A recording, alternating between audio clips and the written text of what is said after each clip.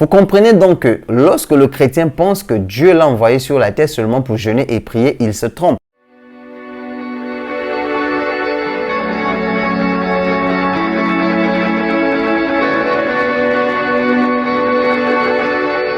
Bonjour, si tu tombes pour la première fois sur une de mes vidéos, je suis Marcelin, je suis chrétien et sur cette chaîne, je parle généralement aux chrétiens mais aussi aux non-chrétiens. Je voudrais ici montrer quelle est la place du chrétien dans le développement du monde en général et de l'Afrique en particulier parce que nous voyons aujourd'hui comment plusieurs personnes qui ne sont pas chrétiennes surtout pensent que le sous-développement de l'Afrique est dû à ces nombreuses églises qui naissent de partout, qui sont par centaines et par milliers ici en Afrique. Étant donné que nous sommes aujourd'hui, en Afrique surtout, en train de résoudre des problèmes politiques parce que nous voulons voir nos pays émerger, nous voulons voir nos pays devenir comme les autres pays qui se sont développés avant nous, il est important également de pouvoir résoudre ce genre de situation que moi je pense être réellement un véritable problème parce que les chrétiens sont accusés d'être un frein pour la société. Les églises, les pasteurs sont accusés d'être un frein pour la société. Je ne sais pas trop pour quelle raison, mais je sais que cela est dit.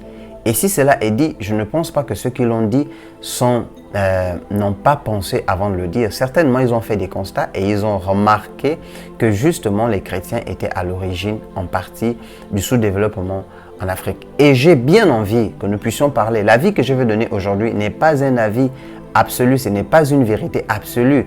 Toi aussi, tu as ton avis. J'aimerais que chacun d'entre vous puisse donner son avis, puisse dire ce qu'il faut faire. Est-ce que vous pensez qu'il faut carrément enlever toutes les églises et vivre sans zèle et aller vers les dieux de nos ancêtres comme certains le disent souvent? Ou encore vous pensez qu'il y a une autre manière peut-être de vivre la vie chrétienne ou la vie de Dieu pour pouvoir apporter notre part, nous qui sommes des chrétiens, au développement de notre pays. Alors, pour commencer, la première chose que je vais dire, c'est que si tu vis en Afrique comme moi, tu vas constater qu'il y a réellement plusieurs églises qui existent.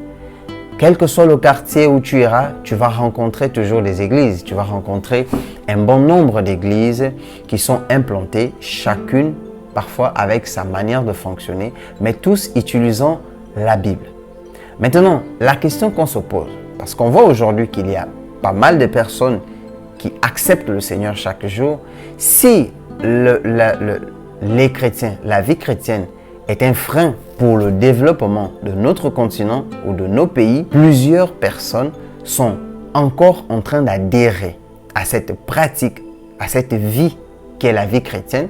Ça veut donc dire que dans quelques années, il est possible que l'Afrique soit encore pire qu'elle ne l'est aujourd'hui si les chrétiens sont réellement à l'origine de ce sous-développement. Concernant mon avis, comme je le disais, ce n'est pas une vérité absolue, mais je donnerai un avis en fonction de ce que je vois aussi, ce que je constate, parce que je crois que c'est un problème que nous tous, nous devons essayer de résoudre. Mon avis est que oui, effectivement, en partie, les chrétiens sont à l'origine du sous-développement en Afrique. Alors, je le dis parce que j'ai parcouru la Bible pas mal de fois, mais je n'arrive pas encore à tomber sur le verset biblique qui montre que le chrétien, en réalité, ne doit pas se développer.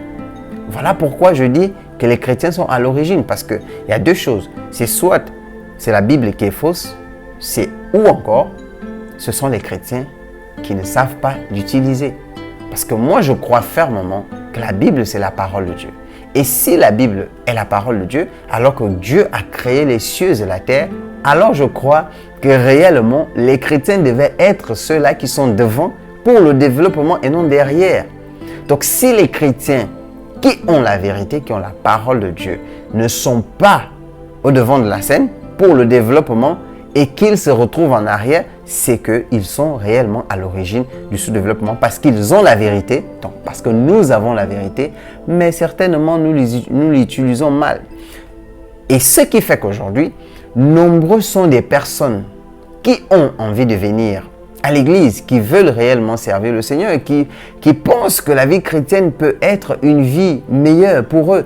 Mais à cause du fait qu'ils regardent les chrétiens et ils voient les chrétiens derrière la scène, Ça veut dire que pas là où ils veulent être. Tout le monde veut bien vivre. Hein. Tout le monde veut rouler en voiture. Tout le monde veut vivre dans une belle maison. Tout le monde veut voyager en avion, en classe affaires. Même si tu acceptes le Seigneur, ça n'empêche que tu veux bien vivre.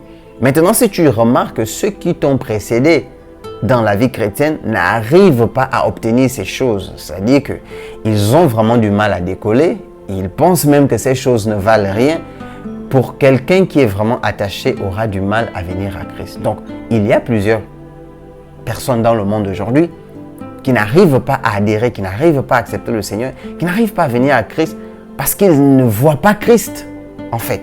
Parce qu'ils ne voient pas la lumière, parce qu'ils n'arrivent pas à voir, parce qu'ils ne voient pas les chrétiens vivre une bonne vie. Il a plutôt l'impression que les chrétiens souffrent. Et beaucoup de chrétiens, surtout en Afrique, souffrent.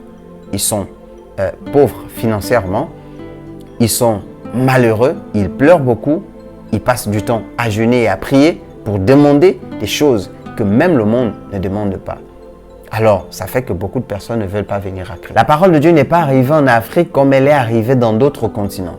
La parole de Dieu arrive en Afrique pratiquement au même moment que la colonisation. Et la colonisation voudrait que l'homme africain demeure pauvre parce que c'est comme ça que ça doit se passer. Et cette culture s'est développée jusqu'à nos jours.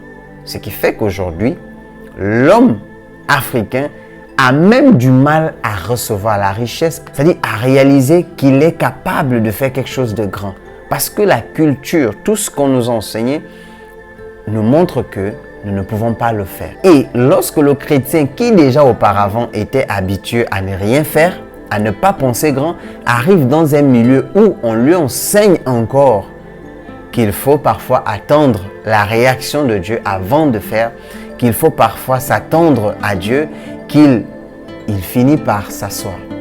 En fait, la culture que nous avons reçue nous impose de nous asseoir et de ne rien faire. Malheureusement, beaucoup de chrétiens n'ont pas encore ouvert les yeux sur ça. C'est pour cela que je dis que oui, les chrétiens sont en partie à l'origine de ça. Nous devons comprendre la Bible du début jusqu'à la fin et ne pas seulement lire certaines parties qui nous plaisent. Les parties qui plaisent aux chrétiens africains, ce sont les parties qui disent « tu seras béni ». Si tu pries, tu recevras. Si tu pries, tu crois que tu l'as reçu et tu le recevras. Ça, c'est une vérité. Maintenant, ces parties de la Bible ne sont pas seules. Elles ne sont pas écrites seules. Ce n'est pas parce que la Bible dit dans Jean 3,16 que Dieu a tant aimé le monde qu'il a donné son Fils unique afin que quiconque croit en lui ne périsse point, mais qu'il ait la vie éternelle, que ce livre de Jean s'arrête là. Non, il y a aussi le verset 15, le verset 14, et il y a également le verset 17, le verset 18, mais personne ne va lire ces versets, il lit seulement le verset 16, parce que c'est le verset 16 qu'on nous a enseigné. Le chrétien africain doit apprendre à lire la Bible. Le chrétien africain doit apprendre à chercher la vérité dans la Bible. Je vais prendre, avant de terminer, des versets de la Bible que les chrétiens interprètent mal, alors qu'ils sont la clé du développement. Alors, si nous lisons d'abord dans Matthieu chapitre 25 à partir du verset 14, il en sera comme d'un homme qui, partant pour un voyage, appela ses serviteurs et leur remit ses biens, donc leur remit des talents. Il donna 5 talents à l'un, 2 à l'autre et 1 au troisième, à chacun selon sa capacité, et il partit.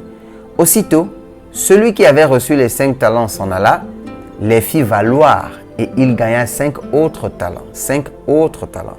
Ou encore 5 talents différents. De même, celui qui avait reçu les 2 talents en gagna 2 autres. Donc, 2 autres talents. Celui qui n'avait reçu qu'un talent alla faire un creux dans la terre et cacha l'argent de son maître. Donc, cacha le talent de son maître sous la terre. Longtemps après, le maître de ses serviteurs revint et leur fit rendre compte. Celui qui avait reçu 5 talents s'approcha, en apporta 5 autres talents.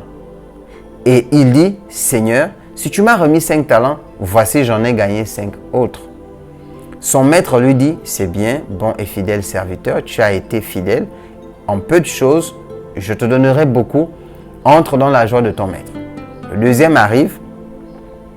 Celui qui avait reçu les 2 talents s'approcha et il dit, « Seigneur, tu m'as remis 2 talents, voici j'en ai gagné 2 autres. » Son maître lui dit, « C'est bien, bon et fidèle serviteur, tu as été fidèle. En peu de choses, je te donnerai beaucoup. Entre dans la joie de ton maître. » Et celui qui n'avait reçu qu'un seul Il est venu, il s'approche ensuite et dit, « Seigneur, je savais que tu es un homme dur, qui moissonne où tu n'as pas semé. J'ai eu peur et je suis allé cacher ton talent dans la terre. Voici, prends ce qui est à toi. » Son maître lui dit, « Serviteur méchant et paresseux, tu savais que je moissonne où je n'ai pas semé et que j'amasse où je n'ai pas vanné. Il te fallait donc remettre mon argent au banquier et à mon retour, j'aurais retiré ce qui est à moi. » Cette parole de Dieu, c'est une parabole de Jésus. Et Jésus parlait du royaume des cieux. Donc, celui qui est le maître dans le royaume des cieux, c'est Dieu. Et les hommes sont ses serviteurs. Dieu nous a envoyés sur la terre, nous qui sommes chrétiens d'abord, pour servir le Seigneur, pour être ses serviteurs. Et Dieu a remis à chacun de nous un talent. La difficulté aujourd'hui en Afrique, c'est que la majeure partie des Africains se comportent comme le dernier qui n'avait reçu qu'un seul talent, c'est-à-dire ce que Dieu a mis en moi comme talent, comme don, je le prends, je l'enterre et puis je n'en fais rien. J'attends la venue du Seigneur et quand le Seigneur viendra, je lui remettrai son talent comme il me l'a remis. C'est ça qui fait le problème. Voilà pourquoi je dis que les chrétiens sont en partie à l'origine du sous-développement en Afrique. La Bible ici nous enseigne la question de la multiplication. Ça veut dire que ce que tu as reçu, tu dois être capable de le multiplier. Qu'est-ce que nous avons reçu? Nous avons reçu le pétrole gratuitement. C'est comme un talent. Nous avons reçu le manganèse, nous avons reçu le diamant, nous avons reçu l'or, nous avons reçu l'uranium, nous avons reçu des océans, nous avons reçu la terre, nous avons reçu des capacités intellectuelles. Nous avons reçu tout ce que vous pouvez imaginer. Toutes ces choses ne doivent pas s'arrêter à l'état dans lequel Dieu les avait créées. Nous devons les multiplier, nous devons les développer pour pouvoir obtenir d'autres choses. C'est ce que certaines personnes dans d'autres pays ont compris et ils se sont dit, même si aujourd'hui j'ai le pétrole à l'état brut qui est noir, je dois le transformer pour qu'il devienne autre chose. Pour que quand Dieu viendra, qu'il ne trouve plus ce qu'il avait seulement laissé. La Bible nous dit que Jésus-Christ, lorsqu'il est venu sur la terre, la Bible dit que Jésus est égal à Dieu. Donc Dieu lui-même est venu sur la terre en la personne de Jésus-Christ lorsqu'il arrive sur la terre. Mais Jésus n'a pas utilisé les choses qu'il avait créées à l'état brut. Il y a des choses que Jésus avait utilisées et qui ont déjà été transformées. Il portait des sandales. Ça avait été transformé. C'est une ressource naturelle qu'ils ont transformée pour fabriquer des sandales. Et Jésus en a eu besoin, il a porté. La Bible dit qu'il a porté un vêtement. Le vêtement, ce n'est pas Dieu qui l'a créé. Dieu a créé les ressources naturelles et des hommes ont réfléchi à créer des vêtements. Et Jésus en a porté.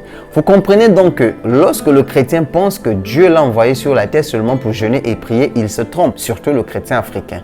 Il se trompe parce que ici, je viens de démontrer par un seul verset biblique que Dieu nous appelle, nous les chrétiens, à la transformation et que le fait même de ne rien faire avec ce qu'il nous a donné est un péché.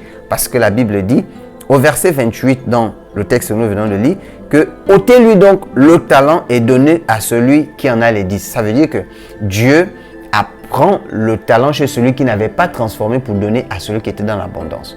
Dieu condamne le fait de ne pas travailler. Dieu condamne le sous-développement. Dieu n'est pas d'accord avec la paresse. Dieu n'est pas d'accord avec le fait de ne pas être créatif. Un chrétien, chaque chrétien sur la terre doit être capable de créer quelque chose avant de mourir. Et lorsque les chrétiens comprendront cela, je pense que le sous-développement prendra aussi fin. J'attends ton avis. Quel est ton avis sur ce sujet? Est-ce que toi aussi tu penses que les chrétiens sont à l'origine, que les nombreuses églises sont à l'origine du sous-développement en Afrique ou pas?